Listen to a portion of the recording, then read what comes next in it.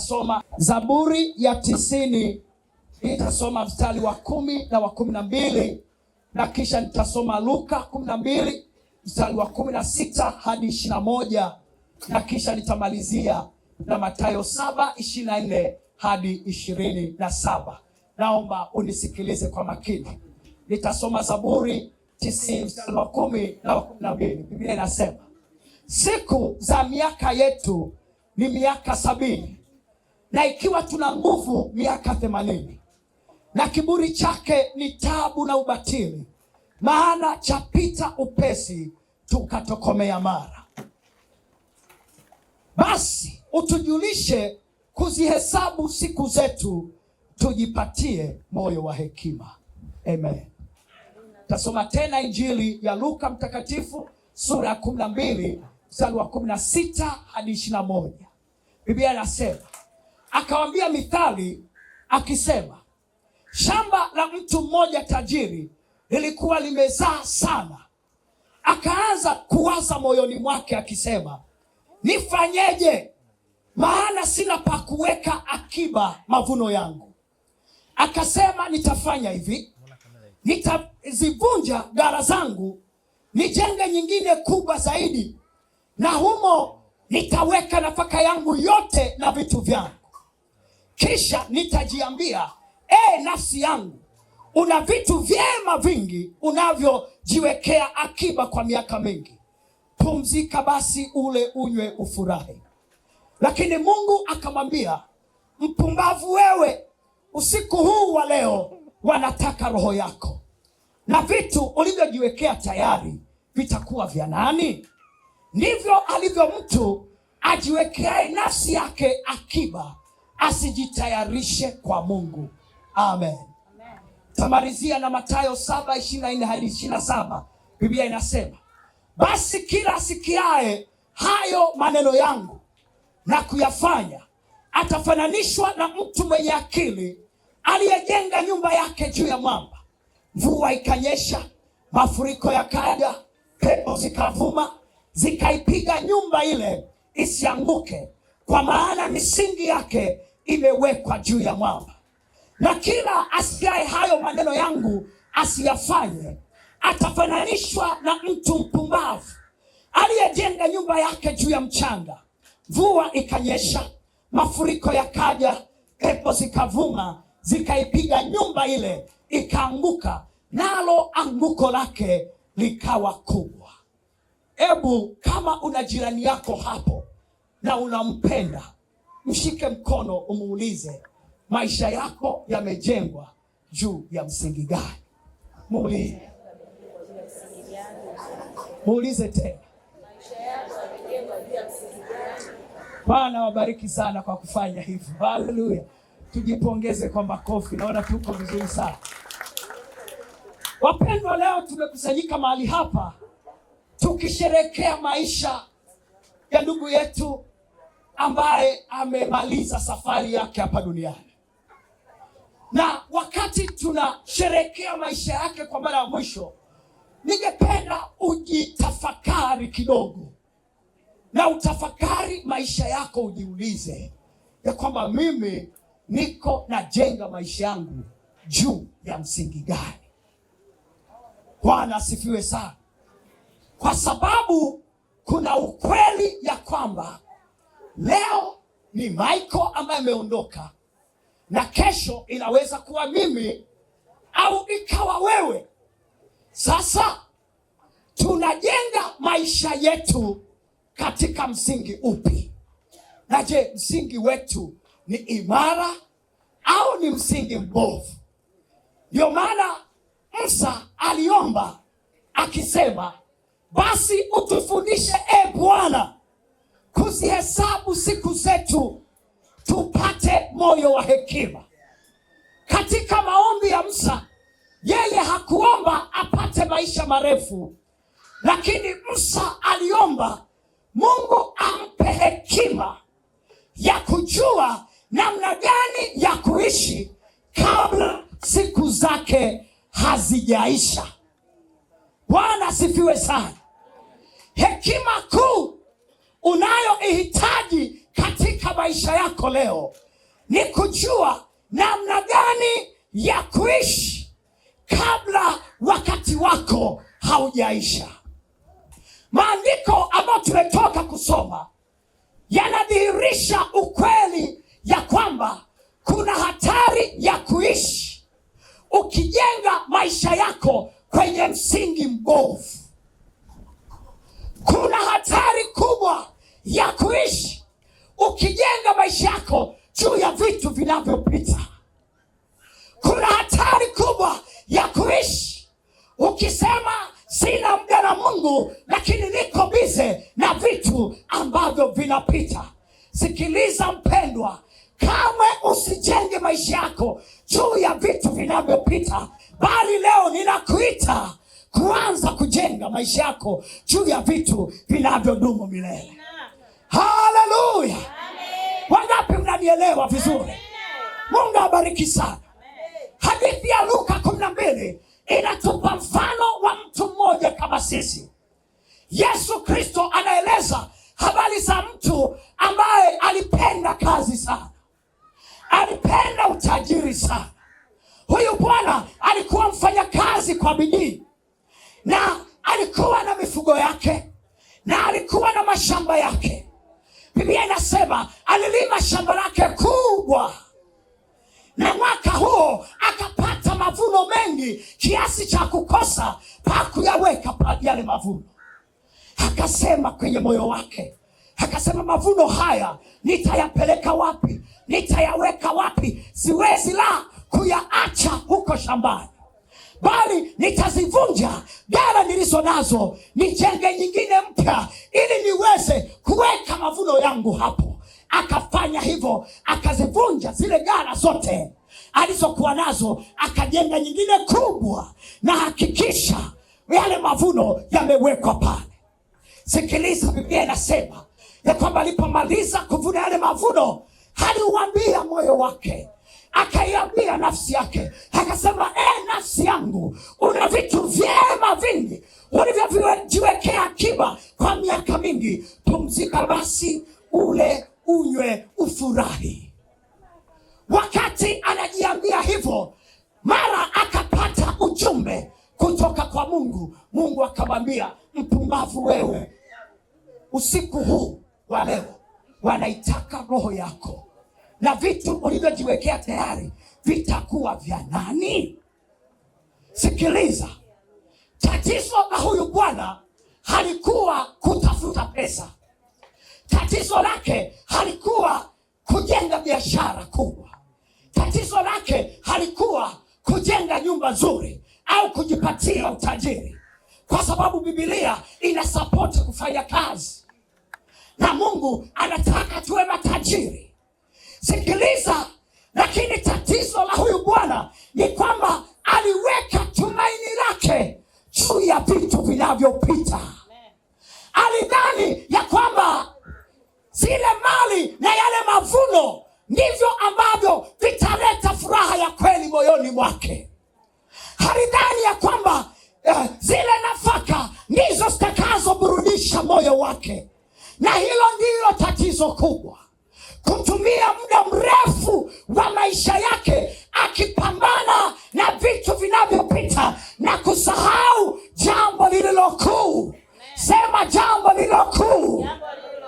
Kujiandaa kwa ajili ya umilele. Bwana Yesu asifiwe sana. Pamoja na kuwa tunatafuta mali, pamoja na kuwa tunalima mashamba, pamoja na kuwa tunafuga mifugo, tukumbuke ya kwamba kuna maisha baada ya maisha haya. Haleluya, haleluya. Mwenye hekima ni yule anayetambua ya kwamba kuna wakati nitaiacha dunia hii. Mwenye hekima ni yule anayetambua ya kwamba mwili huu ni kama ni boksi tu ambalo nimelivaa, muda wowote linaweza kuharibika, na nitaenda kukutana na Mungu wangu. Sasa hebu nijiandae, niaweke maisha yangu vizuri, nimche Bwana, niishi maisha matakatifu, ili maisha haya yakiharibika nimpokee Bwana wangu na Bwana wangu anipokee mimi. Haleluya, haleluya. Leo tunaishi katika dunia na ulimwengu wa spidi sana. Kila mmoja yuko bize kutafuta utajiri. Dar es Salaam hapa mjini tuko bize kununua viwanja, tuko bize kujenga nyumba, tuko bize kutafuta gari nzuri, tuko bize kusomesha watoto kwenye shule bora, tuko bize kutafuta kula vizuri, tuko bize kutafuta kuvaa vizuri. Na hayo yamemfanya mwanadamu awe bize, yamemfanya mwana Dar es Salaam awe bize, yamemfanya Mtanzania awe bize, Mwafrika awe bize, na kushindwa kujiandaa kwa ajili ya jambo lilo kuu, uzima baada ya maisha haya. Bwana tusaidie sana. Yesu anauliza swali katika Marko 8:36, anasema, je, itamfaidi nini mtu kupata ulimwengu wote na kisha kuipoteza nafsi yake? Sikiliza, Michael yeye alipata nafasi ya kutengeneza na Bwana. Saa chache kabla ya kuondoka, nilifika pale hospitalini nikamuona, tukazungumza, hakanielewa. Nikamwambia, Michael, usiogope, Bwana Yesu anakupenda.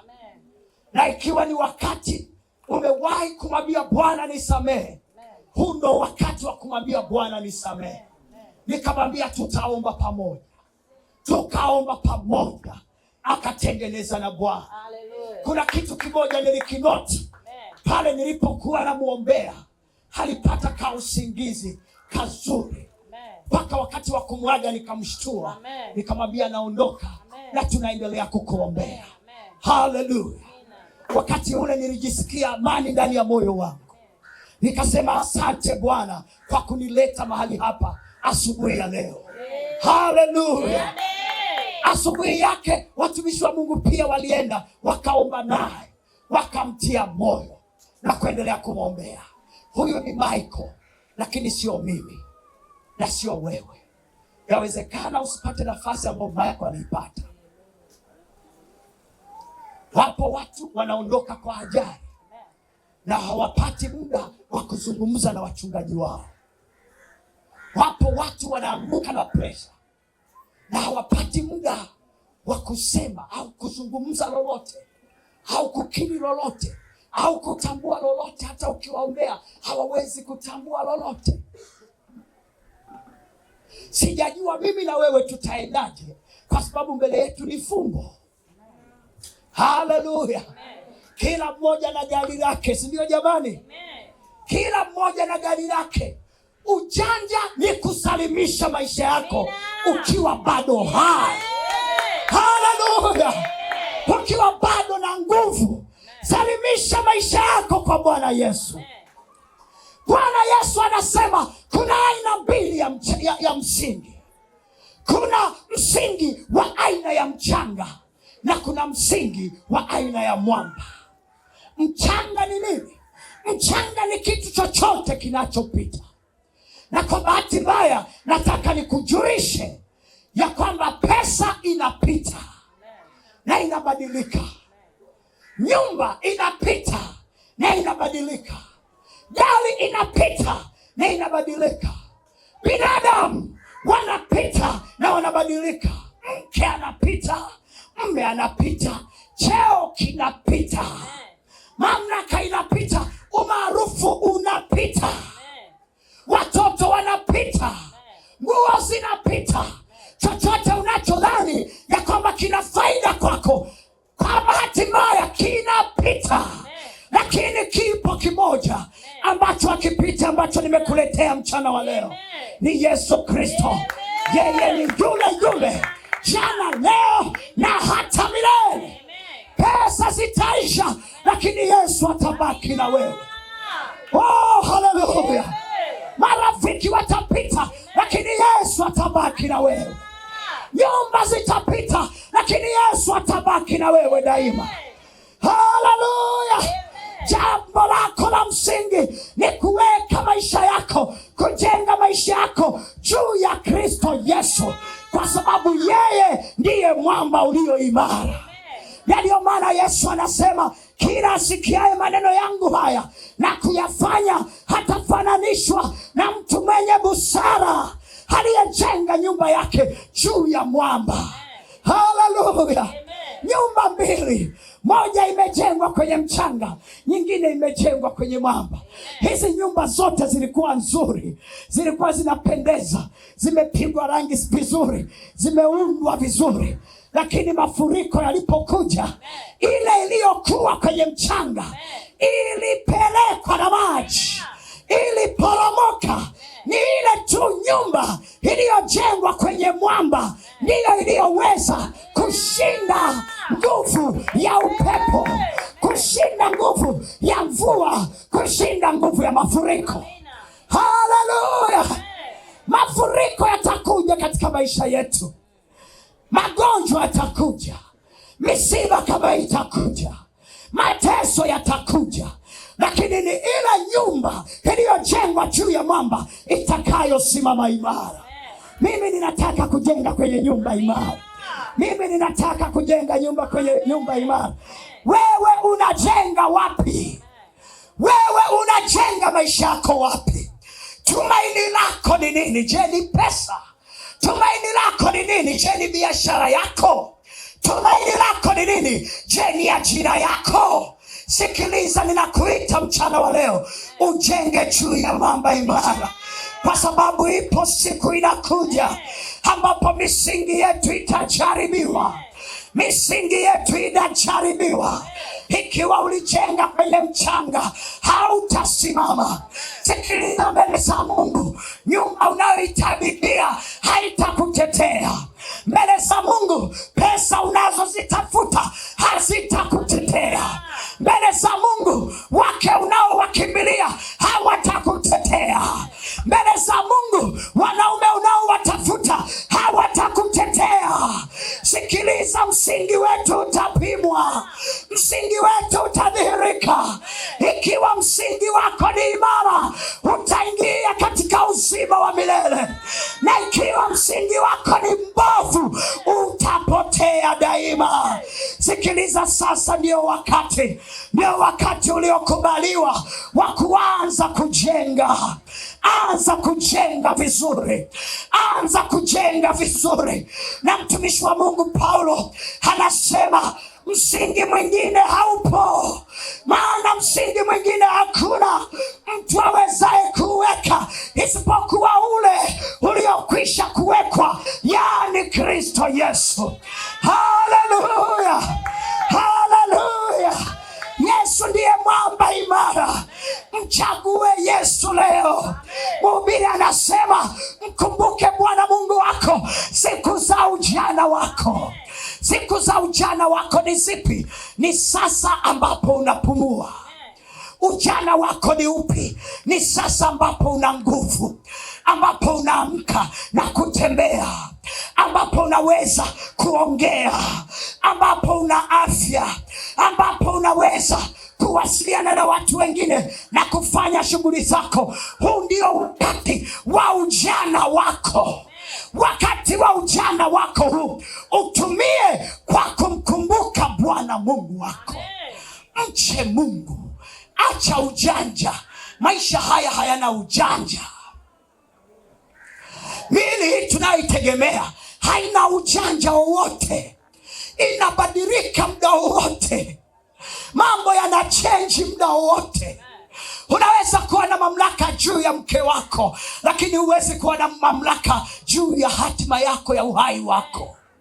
Unaweza kuwa na mamlaka juu ya biashara yako na wafanyakazi wako, lakini huwezi kuwa na mamlaka juu ya mwili wako na kesho yako. Kesho yako ameishika Bwana Yesu. Akiachilia, ameachilia. Wakati ukifika, umefika. Na ndio maana mjanja anakuwa salama kwa kumwamini Bwana Yesu. Sikiliza, Kwa maana jinsi hii Mungu aliupenda ulimwengu hata akamtoa mwanaye wa pekee, ili kila mtu amwaminie asipotee, bali awe na uzima wa milele. Amwaminie Yesu Kristo hahukumiwi, lakini asiyemwamini amekwisha kuhukumiwa, kwa sababu hakuliamini jina la mwana pekee wa Mungu. Yesu Kristo anasema, mimi ndimi njia na kweli na uzima. Baba yangu hapa, mzee wangu hapa, ni mzee wangu wa kiroho huyu, hawezi kusema ya kwamba yeye ni njia, pamoja na miaka mingi ya utumishi aliyonayo. Hakuna mchungaji, hakuna nabii, hakuna mtume, hakuna mtu mwenye mamlaka yeyote mwenye ujasiri wa kusema ya kwamba yeye ni njia ya kupeleka watu mbinguni, si ndio mzee?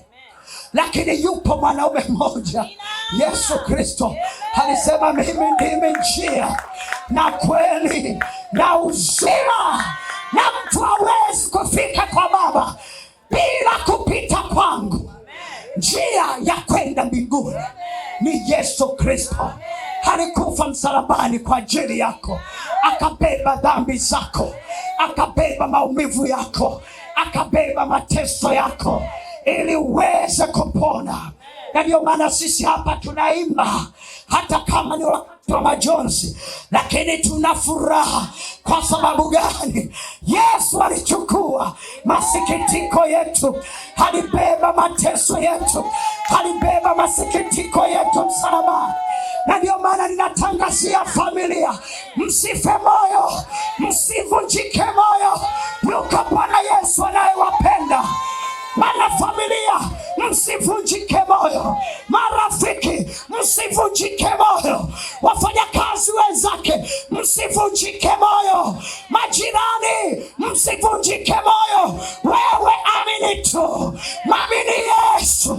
Yeye anaweza kukuponya na kukuweka huru, atakupa amani ya kweli. Yesu akasema, ulimwenguni mnayo dhiki, lakini jipeni moyo, nimeushinda ulimwengu. Haleluya! Tunashinda na zaidi ya kushinda katika Yesu Kristo aliyetupenda, akabeba mateso yetu, akabeba huzuni zetu, ili sisi tuwe haki yake, na kwa kupigwa kwake sisi tumepona. Haleluya! Kama unampenda Yesu, simama kwa miguu yako.